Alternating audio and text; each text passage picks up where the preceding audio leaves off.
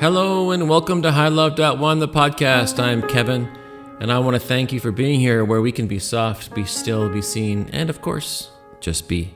This is a space where story meets soul, where we come together to explore the invisible patterns that shape us and the quiet truths that live underneath the noise. Every story you hear on this podcast is born at the edge where human emotion meets artificial intelligence, a creative interface shaped by the raw beauty of our shared humanity and the precision of evolving technology. Some stories begin with what wasn't said. Others begin with a voice so big, so relentless, you grow up wondering if there's room left for your own voice. Today's story begins on an island, Prince Edward Island to be exact, red clay, salt air, and long shadows. A young man stands barefoot in his backyard of his childhood home when a message comes to him and says, unspoken, divine, he says, God told him to leave. So he did. This is about a man, my father, whose voice was never silent, but whose silence ran deeper than most. A storyteller, a performer, a man who learned to dominate a room because no one listened to him as a child. And the son who grew up learning to stay small so his father could stay big. This story is not a judgment.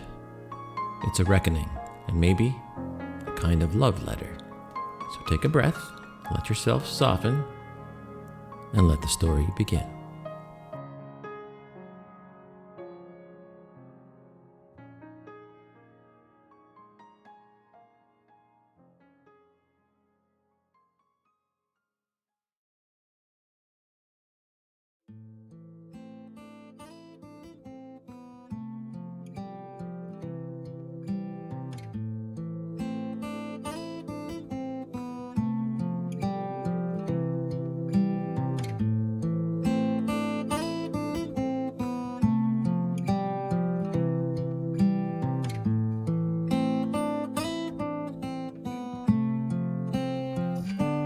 He was born in Prince Edward Island, a place where people still wave at each other from tractors, and where the sky opens so wide it feels like God might actually be listening.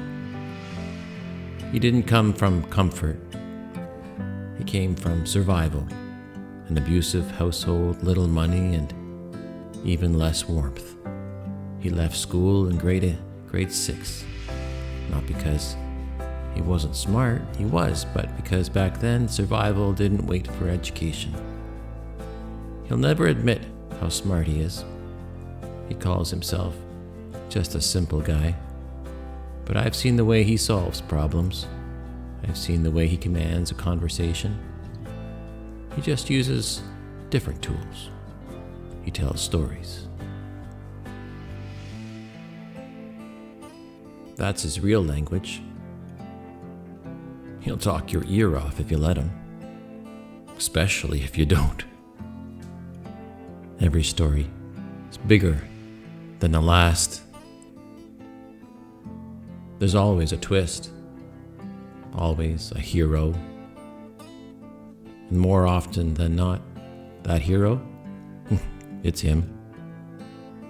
And he can be magnetic, hilarious, and exhausting. I've seen strangers stop what they're doing just to hear him talk. And I've seen family members smile politely while quietly praying the story will wrap up soon. He's not mean, not really. He's just always on, looking for attention, validation, control. Still playing to a crowd that left the theater a long time ago. And I, his son, was the audience he could always count on. I grew up in a small town, Alton, Ontario, a quiet village tucked between Green Hills Artist Studios and the quiet kind of creeks that sound like lullabies in the summer. It's a place where silence is ordinary. But our house, it could be loud. And it wasn't the volume that wore on me. It was the one-way nature of it. He told stories. We listened. That was the rhythm. That was the rule. I didn't know how to interrupt. I didn't know I could. It's strange, isn't it? To grow up in noise and still feel unheard. I started writing because I didn't know how else to speak. And in my writing, I started to notice all the things my father's stories left out. Fear, softness, failures, regret. I don't think he ever meant to hide them. I think he was just never taught how to hold them. You don't grow up in violence and poverty and walk out whole. You walk out armored. And for him, storytelling was the shield. I get that now. I get that loudness wasn't pride, it was protection. That the constant talking wasn't arrogance, it was loneliness. That the performance wasn't just for us, it was for the little boy inside him, still trying to believe he mattered. And I do believe he mattered. I still do. Even now, when his voice wears thin, even now when his stories repeat, even now when I wish he'd just be quiet for a moment.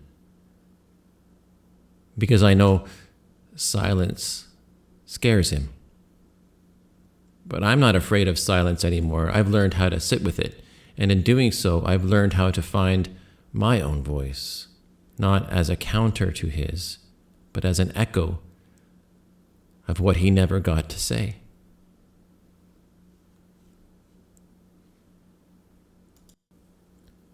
I often think about relationships and how impactful certain ones are. And sometimes all we want is the love, the calm, the quiet, safety. And more often than not, it's the loud, obnoxious, scarred, battered, shielded ones that teach us the most. The ones that trigger us. Let's take a moment now to reflect. Who in your life shaped the air around them so fully that your truth shrank in response? And what story have you been carrying, not because it's yours, but because you were expected to? That's a tough one. I'll put the rest of the questions on the discussion board on highlove.one. I would love to hear all about your thoughts. Again, feel free to answer them, think about them, reflect on them anywhere while you're driving, walking, doing the dishes. Heck, even doing some laundry or vacuuming. Who knows? But I'm so glad that you were here to listen. And whatever that story meant to you on this day, maybe there's someone in your life who needs a reminder that we're all people seen and heard. Thank you for being here.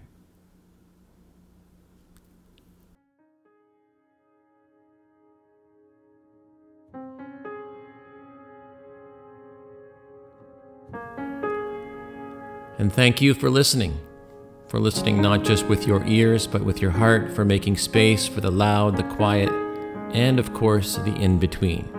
Maybe you too were raised by someone whose voice was louder than their love.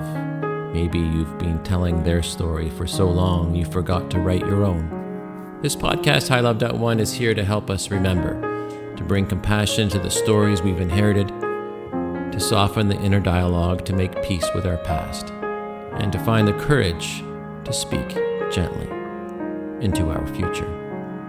If this episode touched something in you, please share it with someone you love, or maybe with someone you're still learning how to love. Follow highlove.one on Instagram or visit the website for visuals, reflections, and conversations like this one. Subscribe wherever you listen to podcasts. New episodes drop monthly. My name is Kevin, and until next time.